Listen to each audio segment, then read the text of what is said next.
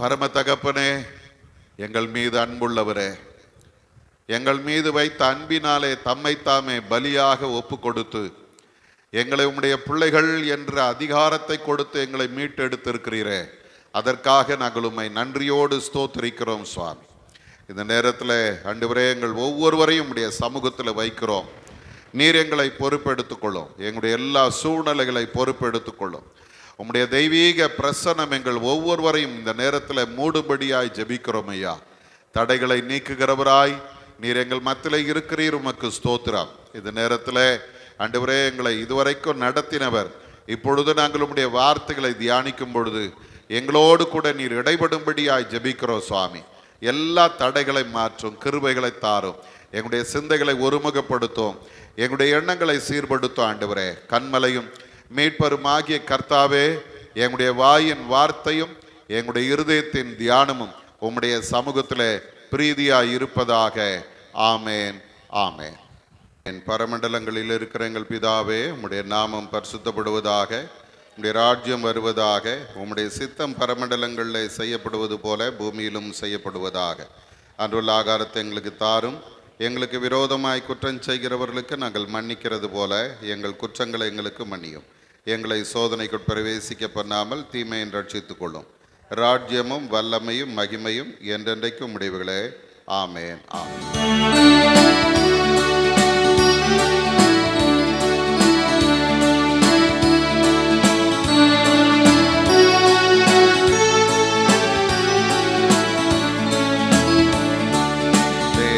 சித்தம் நிறைவேற என்னையும் ஒப்படைக்கிறே. தேவ சத்தம் என்னுள்ளம் பலமாக தோனிக்குதே. தேவ சித்தம் நிறைவேற என்னையும் ஒப்படைக்கிறே.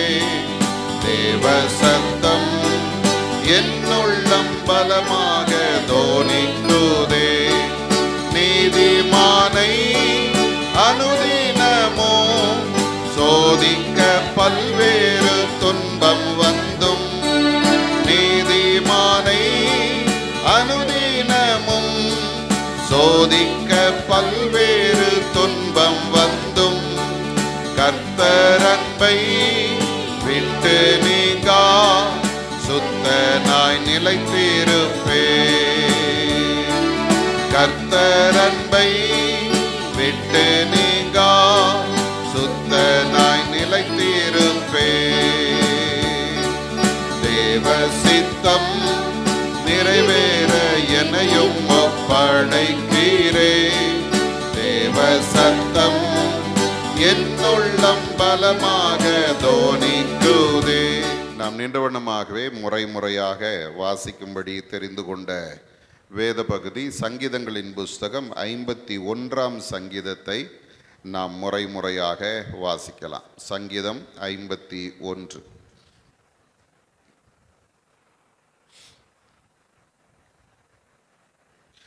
தேவனே, உமது கிருபையின்படி எனக்கு இரங்கும், உமது மிகுந்த இரக்கங்களின்படி என் மீறுதல்கள் நீங்க என்னை சுத்திகரியும்.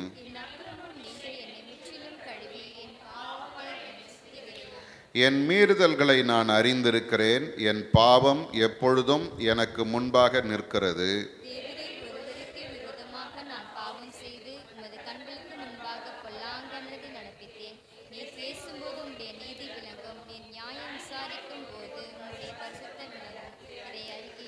இதோ நான் துர்குணத்தில் உருவானேன், என் தாய் என்னை பாவத்தில் கற்பந்தரித்தாள்.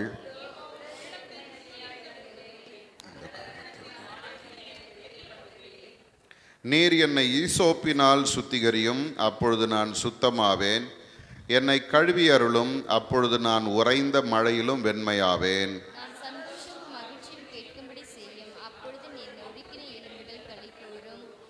என் பாவங்களை பாராதபடிக்கு நீர் உமது முகத்தை மறைத்து என் அக்கிரமங்களை எல்லாம் நீக்கி அருளும்.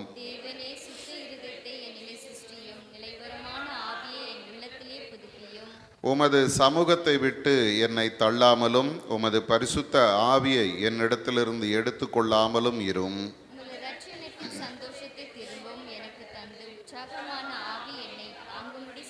அப்பொழுது பாதகருக்கு உமது வழிகளை உபதேசிப்பேன். பாவிகள் உம்மிடத்தில் மனம் திரும்புவார்கள்.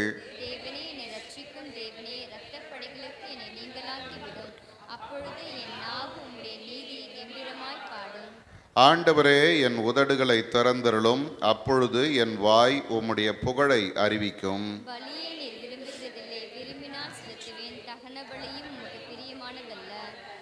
தேவனுக்கு ஏற்கும் பலிகள் நொறுங்குண்ட ஆவிதான். தேவனே, நொறுங்குண்டதும் நறுங்குண்டதுமான இருதயத்தை நீர் புறக்கணியீர்.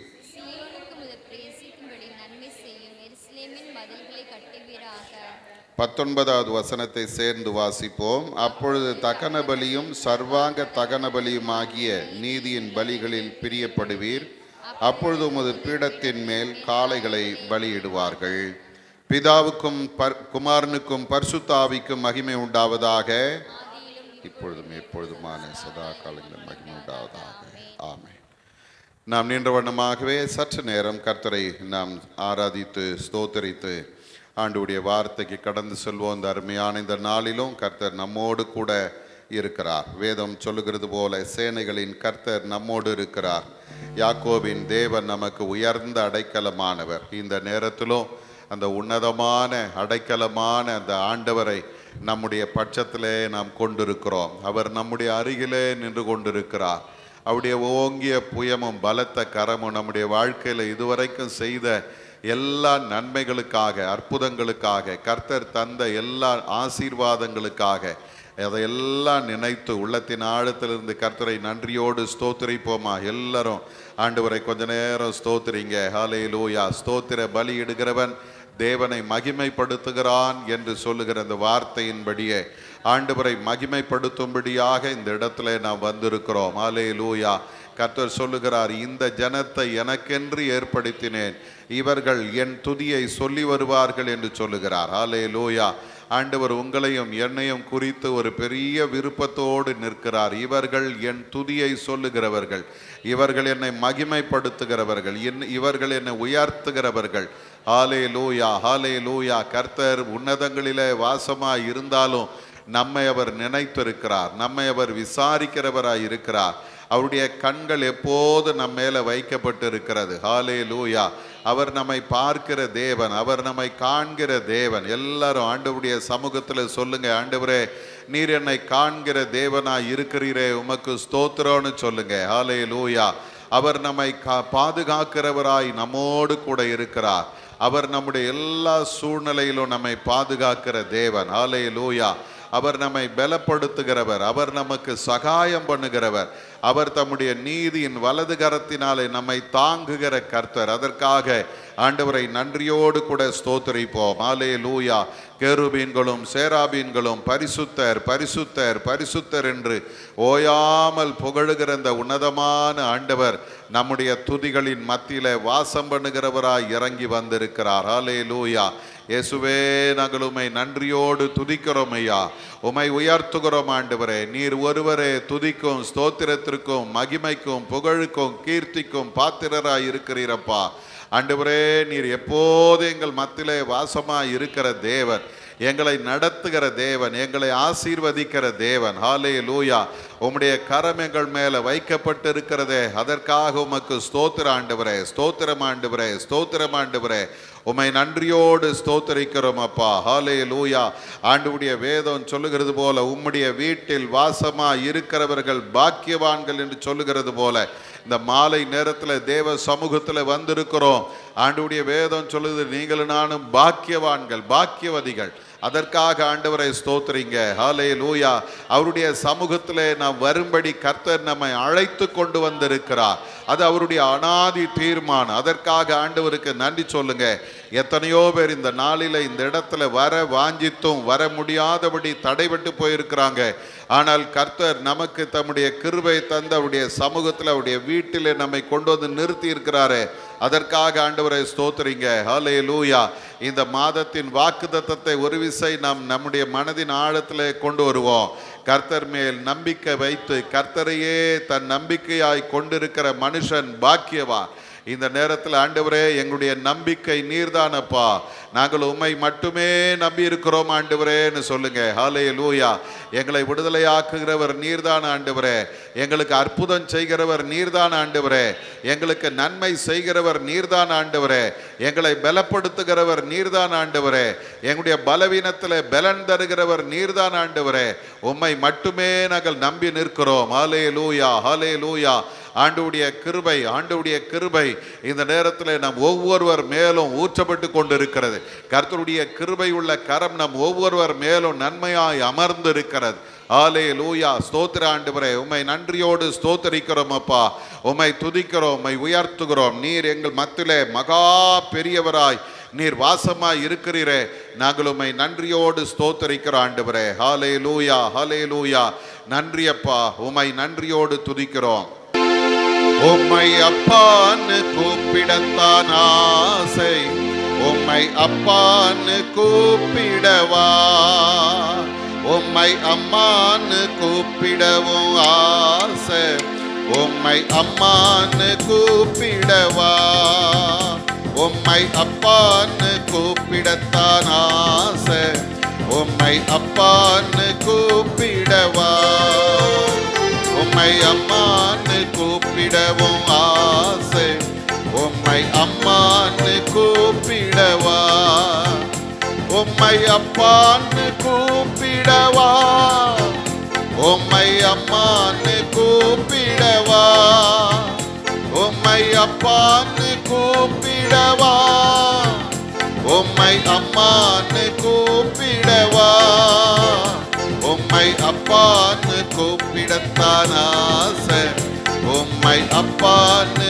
கூப்பிடவா, உம்மை அம்மான்னு கூப்பிடத்தான் ஆசை, உம்மை அம்மான்னு கூப்பிடவா.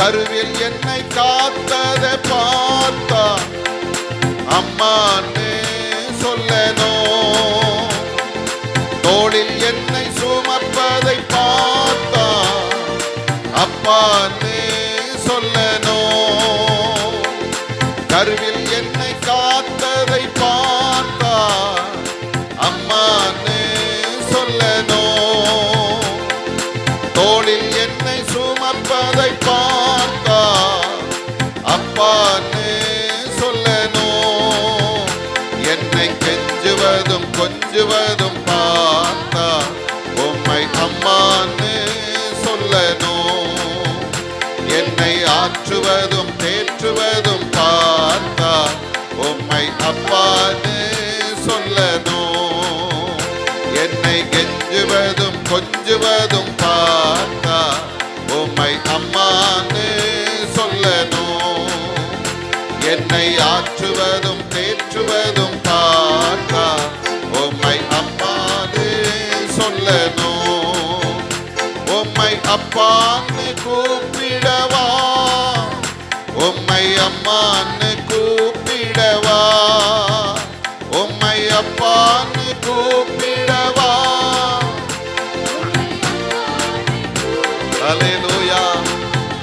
உம்மை அப்பான்னு கூப்பிடத்தான் ஆசை, உம்மை அப்பான்னு கூப்பிடவா, உம்மை அம்மான்னு கூப்பிடவும் ஆசை, உம்மை அம்மான்னு கூப்பிடவா, உம்மை அப்பான்னு கூப்பிடத்தான் ஆசை, உம்மை அப்பான்னு கூப்பிடவா, உம்மை அம்மான்னு.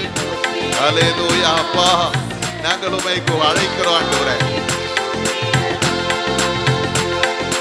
கண்ணீரை துடைப்பதை பார்த்தா உம்மை அம்மான்னு சொல்லணும், என் விண்ணப்பத்தை கேட்பதை பார்த்தா உம்மை அப்பான்னு சொல்லணும், என் கண்ணீரை துடைப்பதை பார்த்தா உம்மை அம்மான்னு சொல்லணும், என் விண்ணப்பத்தை கேட்பதை பார்த்தா உம்மை அப்பான்னு சொல்லணும். திரும்ப ஒரு விசை.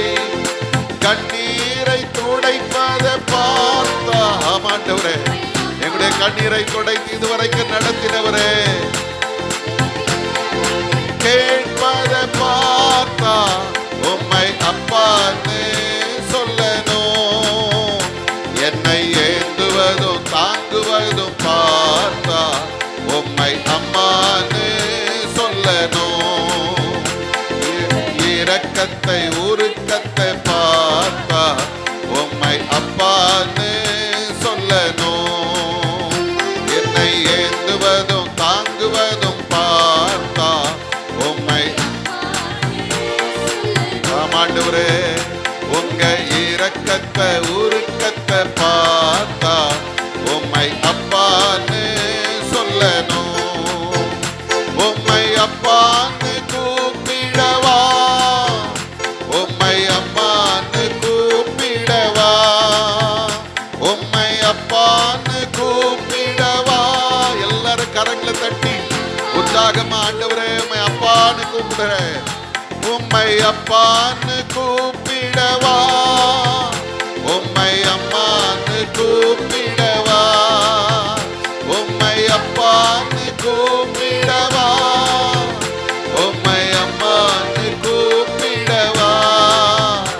உம்மை அப்பான்னு கூப்பிடத்தான் ஆசை, உம்மை அப்பான்னு கூப்பிடவா, உம்மை அம்மான்னு கூப்பிடத்தான் ஆசை, உம்மை அம்மான்னு கூப்பிடவா, உம்மை அப்பான்னு கூப்பிடத்தான் ஆசை, உம்மை அப்பான்னு கூப்பிடவா, உம்மை அம்மான்னு கூப்பிடத்தான் ஆசை, உம்மை அம்மான்னு கூப்பிடவா, உம்மை அப்பான்னு கூப்பிடவா, உம்மை அம்மான்னு கூப்பிடவா, உம்மை அப்பான்னு கூப்பிடவா, உம்மை அம்மான்னு கூப்பிடவா, உம்மை அப்பான்னு கூப்பிடத்தான் ஆசை, உம்மை அப்பான்னு கூப்பிடவா.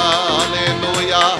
ஆண்டவரே அப்பா அப்பா ஒரு விஷயம் இறங்குங்கப்பா, ஒரு விஷயம் இப்படி வல்லமை உள்ள பிரசனை இறங்கட்டப்பா.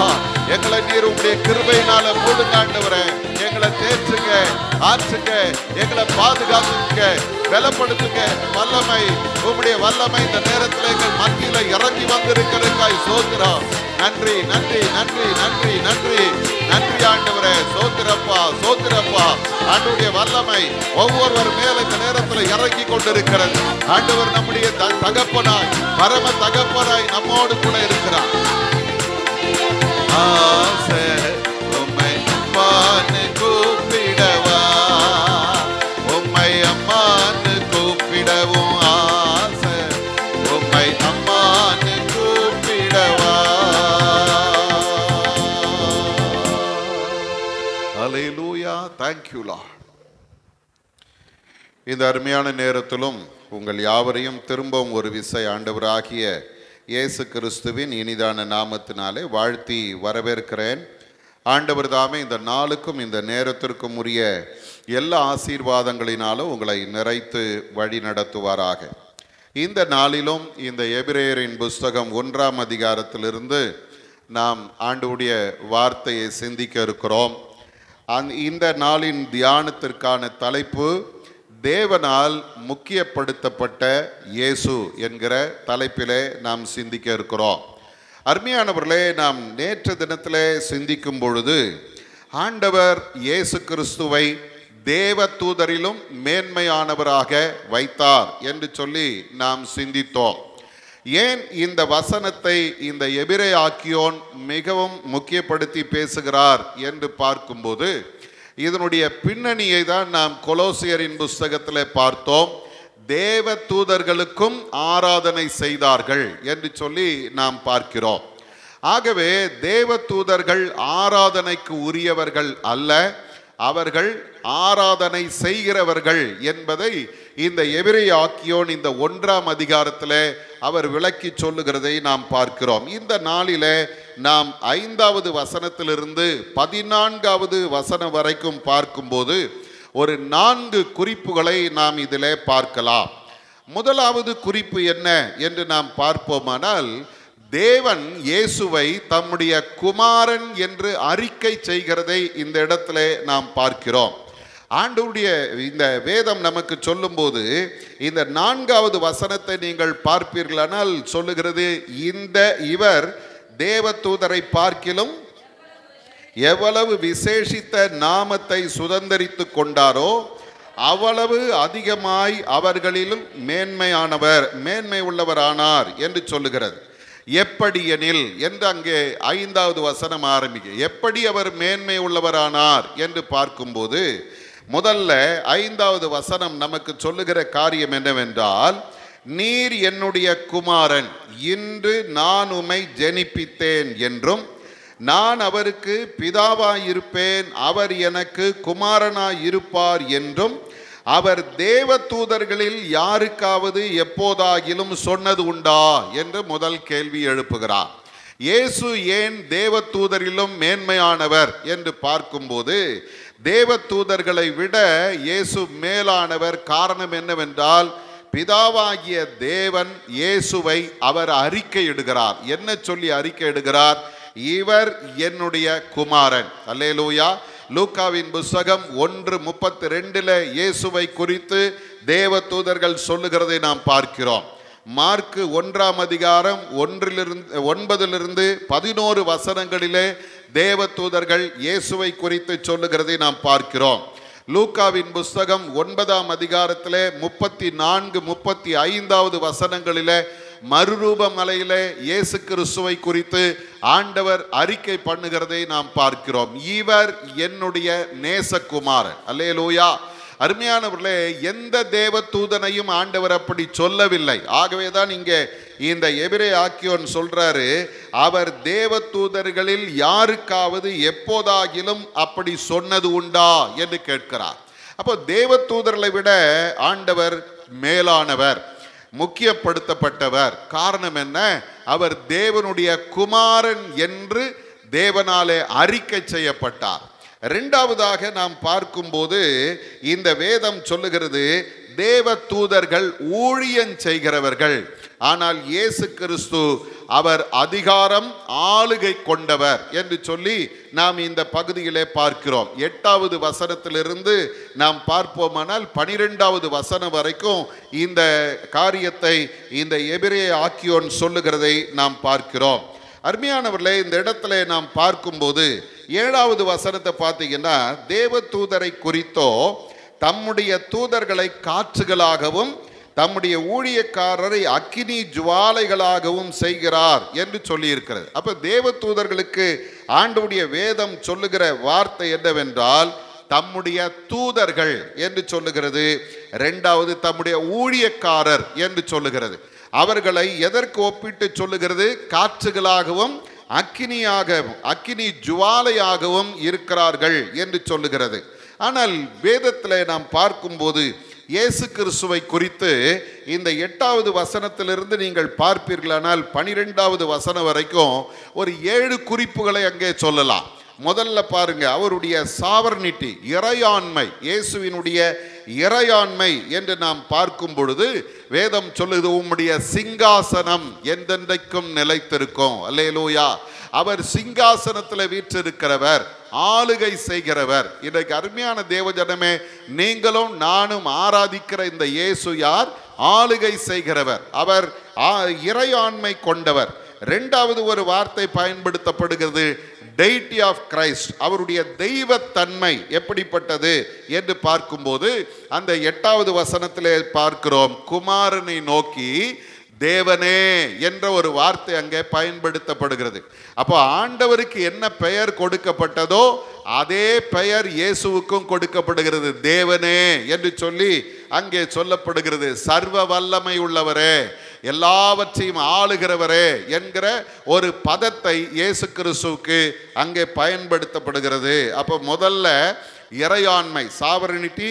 இரண்டாவது தெய்வத்தன்மை, அது டெய்டி ஆஃப் கிரைஸ்ட். மூன்றாவது அவருடைய டைனாஸ்டி என்று பார்க்கும்போது அங்கே வேதம் சொல்லுகிறது, உம்முடைய ஆளுகைக்கு என்ன இல்லை? முடிவு இல்லை. ஆண்டவருடைய ஆளுகையை குறித்து எங்கே வேதம் சொல்லுகிறது. அவர் சர்வத்தையும் ஆளுகிற தேவன். அதுதான் இங்கே மிக முக்கியமானது. நாம் ஏற்கனவே அதை பார்த்தோம். அவர் சர்வத்தையும் தம்முடைய வல்லமை உள்ள வசனத்தினாலே தாங்குகிறார் என்று நாம் பார்த்தோமே. ஆகவே இந்த இடத்துல சொல்லுகிறது அவருடைய ஆளுகை எப்படிப்பட்டது? முடிவில்லாதது. ஆளுகை முடிவில்லாதது. அடுத்தது சொல்லுகிறது, நாம் பார்க்கும்போது அது அத்தாரிட்டி ஆஃப் கிரைஸ்ட், ஆண்டவருடைய அதிகாரம் என்ன என்று நாம் பார்க்கும்போது அந்த அதிகாரத்தின் அடையாளமாக செங்கோலை ஆண்டவருடைய வேதம் அங்கே சொல்லுகிறது. உம்முடைய ராஜ்யத்தின் செங்கோல் என்று சொல்லுகிறது. அப்ப ஆண்டவர் ஆளுகை செய்கிறவர் மட்டுமல்ல, அவர் அதிகாரம் செலுத்துகிறவராகவும் இருக்கிறார். வேதம் தெளிவா சொல்லுது, அவர் சொல்ல ஆகும், அவர் கட்டளையிட நிற்கும். அப்போ அவருடைய வார்த்தையில அதிகாரம் இருக்கிறது, அவருடைய வார்த்தையில வல்லமை இருக்கிறது. அப்போ ஆண்டவர் அதிகாரம் உள்ளவர். அதே போல இயேசுவினுடைய பிரசங்கத்தை கேட்கும்போது அந்த ஊர் ஜனங்க சொல்றாங்க, இவர் வேத பாரகரை போல போதியாமல் அதிகாரம் உள்ளவராய் போதிக்கிறார் என்று சொல்லுகிறது. அப்போ அவருடைய வார்த்தையில் அவ்வளவு அதிகாரம் இருந்தது. பிசாசின் மேல அதிகாரம், வியாதியின் மேல அதிகாரம், இயற்கையின் மேல அதிகாரம், முழு உலகத்தின் மேல அதிகாரம் கொண்ட ஒரு ஆண்டவர். அல்லேலூயா. அவருடைய செங்கோல் என்று அவருடைய அதிகாரத்தை குறித்து சொல்லுகிறது.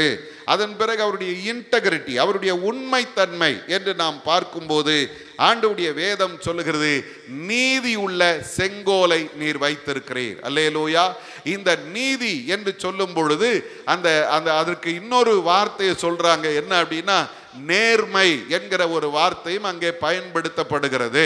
அது எதற்காக அந்த நேர்மை என்கிற வார்த்தை பயன்படுத்தப்படுகிறதுனா, ஆண்டவருடைய தன்மை, அவருடைய ஸ்கேல் இருக்கு இல்லையா, இப்படி வாழணும், இப்படி இருக்கணும் அப்படின்ற ஒரு ஸ்கேல் அவர் வச்சிருக்கிறார்ல, அதற்கு ஏற்றபடி இயேசு ஒருவர் மட்டுமே வாழ்ந்திருக்கிறார். ஆகவே தான் நீங்க வேதத்துல பாத்தீங்கன்னா அவர் சொல்றார், என்னில் பாவம் உண்டென்று உங்களில் யார் என்னை குற்றப்படுத்தக்கூடும். அந்த வார்த்தை இன்னைய வரைக்கும் யாரும் சொன்னது கிடையாது. என்னில பாவம் உண்டென்று உங்களில் யார் குற்றப்படுத்தக்கூடும். இப்ப நம்ம அரசியல்வாதிகள்லாம் இருக்கிறாங்க, பிடிச்சி கொண்டு போகும்போது சொல்லுவாங்க நீதி வெல்லும் அப்படின்ட்டு போவான். ஆனா அங்க கோர்ட்ல அவருக்கு தீர்ப்பு வரும். என்ன தீர்ப்பு? இவர் குற்றவாளி அப்படின்னு தீர்ப்பு வரும். ஆனா சொல்லும் போது பாத்தீங்கன்னா என்கிட்ட எந்த குற்றமும் கிடையாது, பொய் குற்றச்சாட்டு சொல்லி இருக்கிறாங்க, நீதி கண்டிப்பா வெல்லும், இல்ல தர்மத்தின் வாழ்வுதனை சூது கவும், இல்ல என்னென்ன கதெல்லாம் விடுறான். ஆனா இயேசு கிறிஸ்து ஒருவர் தான் என்னில் பாவம் உண்டென்று உங்களில் யார் என்னை குற்றப்படுத்த முடியும் என்று சொல்லி தைரியமாய் சவால் விட்டவர். அப்போ அவருடைய இன்டெகிரிட்டி, அல்ல ஆண்டவருடைய உண்மை தன்மை எப்படிப்பட்டது அப்படின்னா, நீதி உள்ளவராக அவர் இருக்கிறார். அடுத்தது சொல்லுகிறது அவருடைய ஸ்பிரிச்சுவாலிட்டி. அவருடைய ஸ்பிரிச்சுவாலிட்டி என்ன அப்படின்னு பார்த்தீங்கன்னா, அவர் அபிஷேகம் பண்ணப்பட்டவர். அந்த 9வது வசனத்துடைய கடைசி பகுதி சொல்லுகிறது, தேவன் உமது தோழரை பார்க்கிலும் உம்மை ஆனந்த தைலத்தினால் அபிஷேகம் பண்ணினார். அல்லேலூயா. கிறிஸ்து என்கிற வார்த்தைக்கு ஒரு அர்த்தம் என்ன அப்படின்னா, அபிஷேகம் பண்ணப்பட்டவர். அவரிடத்துல இருந்த அபிஷேகம் சாதாரணமான அபிஷேகம் அல்ல. வேதத்தை பொறுத்த வரைக்கும் 3 அபிஷேகங்கள் உண்டு. 1 ஆசாரியனுடைய அபிஷேகம், 2 ராஜாவினுடைய அபிஷேகம், 3 தீர்க்கதரிசியினுடைய அபிஷேகம். இந்த 3 அபிஷேகமும் இயேசுவின் மேல தங்கி இருந்தது. ஒரு அல்லேலூயா சொல்லுங்க. நீங்களும் நானும் ஆராதிக்கிற இயேசு சாதாரணமானவர் அல்ல. அவர் ஆவிக்குரிய ரீதியில பார்த்தீங்கன்னா அவர் அபிஷேகம் பண்ணப்பட்டவர், ஆனந்த தைலத்தினால் அபிஷேகம் பண்ணப்பட்டவர். இது இந்த ஆனந்தம் என்று சொல்லும் பொழுது அதை குறித்து ஒருவர் இப்படி சொல்றார். அது என்ன அப்படின்னா, இருக்கிற சந்தோஷத்துல சிறப்பான சந்தோஷத்தை ஆண்டவர் அவருக்கு கொடுத்தார். அல்லேலூயா. எனக்கு அருமையான தேவஜனமே, கிறிஸ்துவினுடைய ஆவிக்குரிய தன்மை, அவர் அபிஷேகம் பண்ணப்பட்டவர். கடைசியாக விவாசிட்டி அப்படின்ற ஒரு வார்த்தையை பயன்படுத்துறாங்க. கிறிஸ்துவினுடைய உற்சாகம் அல்லது அவருடைய ஊக்கம் என்ன அப்படின்னு பார்த்தீங்கன்னா, அவருக்கு மிகுந்த சந்தோஷம் கொடுக்கப்பட்டிருந்தது. அல்லேலூயா. அருமையான தேவஜனமே, நீங்களும் நானும் ஆராதிக்கிற இயேசு தேவ தூதரிலும் மேன்மையானவர். காரணம் என்ன? அவருடைய இறையாண்மை பெரியது, அவருடைய தெய்வத்தன்மை பெரியது, அவருடைய ஆளுகைக்கு முடிவில்லை, அவருடைய அதிகாரம் மேன்மையானது, அவருடைய ஆவிக்குரிய தன்மை மேன்மையானது. அவர் ஆனந்தத்தினால் நிறைந்து அவர் இந்த உலகத்தில் வாழ்ந்தார். அல்லேலூயா. சங்கீதங்களின் புஸ்தகம் 89ஆம் சங்கீதம் 14வது வசனத்தை நாம் பார்க்கும் பொழுது ஆண்டவராகிய இயேசு கிறிஸ்துவை குறித்து சொல்லப்படுகிற ஒரு தீர்க்க தரிசன வார்த்தையாக நாம் அதை பார்க்கிறோம். வாசிங்க பார்க்கலாம். 89:14. நீதியும் நியாயமும் உம்முடைய சிங்காசனத்தின் ஆதாரம், கிருபையும் சத்தியமும் உமக்கு முன்பாக நடக்கும் என்று சொல்லி அங்கே சொல்லப்படுகிறதை நாம் பார்க்கிறோம். அருமையானவர்களே, நீதியும் நியாயமும் கிருபையும் சத்தியமும் ஆண்டவருடையது. இன்றைக்கு அருமையானவர்களே, ஆண்டவராகிய இயேசு கிறிஸ்து தேவ தூதரிலும் மேன்மையானவர். காரணம் என்ன? அவர் ஊழியம் செய்கிறவர் அல்ல, அதிகாரம் உள்ளவராக ஆளுகை செய்கிறவராக இருக்கிறார். மூன்றாவதாக இந்த பகுதியிலே நாம் பார்க்கிற ஆண்டவரை குறித்த மேன்மை என்ன அப்படின்னு பார்த்தீங்கன்னா, அவர் முழு உலகத்தின் மேலும் அதிகாரம் கொண்டவராக இருந்தார். அல்லேலூயா. வாசிங்க பார்க்கலாம். அந்த 11வது வசனத்தில் 10வது வசனம் 11வது வசனம். கர்த்தாவே, நீர் ஆதியிலே பூமியை அஸ்திபாரப்படுத்தினீர், வானங்கள் உம்முடைய கரத்தின் கிரியைகளாய் இருக்கிறது. பாருங்க, இந்த இடத்துல ஆண்டவருடைய அந்த உலகத்தை உண்டாக்கின அந்த சூழ்நிலை வேதம் சொல்லுகிறது. ஆதியிலே பூமியை அஸ்திபாரப்படுத்தினீர், வானங்கள் உம்முடைய கரத்தின் கிரியைகளாய் இருக்கிறது. நல்லா கவனிங்க. இன்னைக்கு நிறைய நேரங்களில் நம்ம ஆண்டவரை எப்படி பார்க்கிறோம் அப்படின்னா, அவரை ஒரு சாதாரணமானவராய் பார்த்து கொண்டிருக்கிறோம். ஆனால் சங்கீதக்காரன் ஆண்டவரை பார்க்கிறான். வானங்கள் உம்முடைய மகிமை வெளிப்படுத்துகிறது, ஆகாய விரிவு உம்முடைய கரத்தின் கிரியைகளை அறிவிக்கிறதுன்னு சொல்றார். அப்போ எப்போவாவது நம்ம வானத்தை பார்க்கும்போது நீங்களும் நானும் ஆண்டவரை எப்படி பார்க்கணும் தெரியுமா? இவ்வளவு பெரிய வானத்தையும் இதிலே நாம் பார்க்கிற எல்லா நட்சத்திரங்களையும் அண்ட சராசரங்களையும் படைத்தவர் தான் என் ஆண்டவராகிய இயேசு கிறிஸ்து. அல்லேலூயா, அல்லேலூயா. இன்னைக்கு அருமையான தேவஜனமே, நம்ம வாழ்க்கையில் அந்த ஒரு உணர்வு நமக்குள்ள வந்துட்டா போதும், இயேசுவை விட மேலானவர் ஒருவரும் இல்லை என்பதை நாம் அறிந்து கொள்ளலாம். அண்ட சராசரத்தையும் படைத்த ஒரு தெய்வத்தை ஆண்டு கொண்டிருக்கிற உங்களுக்கு எனக்கும் அவரை குறித்து எவ்வளவு ஒரு வைராக்கியம் வேணும் இருக்கணும்ன்றத நம்ம உணர்ந்து கொள்ளணும்.